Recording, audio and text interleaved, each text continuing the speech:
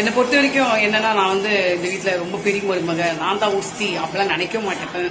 எனக்கு கீழே 2 மருமக இருந்தாலும் அவங்க வந்து என்னன்னா எனக்கு சம்மானம் தான். அவங்க எனக்கு பின்னாடி வந்தா கூட நான் வந்து அவங்க எப்படி ட்ரீட் பண்றேன் அப்படின்னு பாருங்க. சில பேர் நினைக்கலாம் இதுன்னா ரொம்ப கெத்து காடுது, அவங்களுக்கு ரொம்ப வேலை வாங்குதுலாம் சில பேர் நினைக்கலாம். அப்படிலாம் கிடையாது. அவங்களுக்கு என்ன மாதிரி நான் பணிவிட செய்யறேன், இந்த மாதிரி எந்த வீட்டுல பெரிய மருமக இருக்கிறாங்களா, இந்த மாதிரிலாம் அட்ஜஸ்ட் பண்ணி இருக்காங்களா அப்படின்னு பாருங்க. எங்க ஓரத்தையும் நான் எப்படி பாத்துக்கிறேன் அப்படின்னு நீங்க பாத்துட்டு நீங்களும் பல பேர் இந்த மாதிரிலாம் இருந்தீங்கன்னா அவங்களுக்கு ஹெல்ப்ஃபுல்லா இருக்கும்.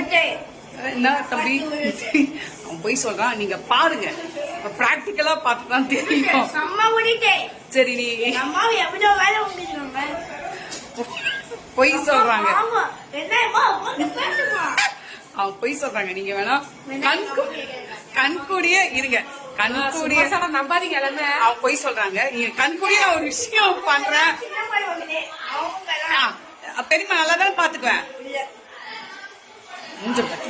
பாருங்க, அவங்க 2 பேரு டைனிங் டேபிள் உட்கார வச்சு இங்க பாருங்க, இவளுக்கு ஒரு காஃபி, இந்த பாருங்க டாடி காஃபி குடுதி, பாத்தீங்களா எப்படி கேர்ஃபுல்லா எங்க ஓரத்தை நான் பாத்துக்கிறேன் பாருங்க.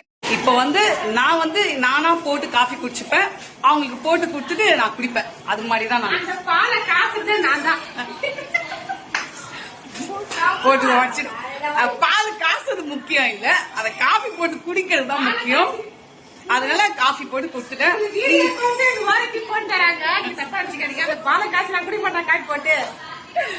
சும்மா ஃபன், நல்ல செல்ல பசங்க, நல்ல பசங்க.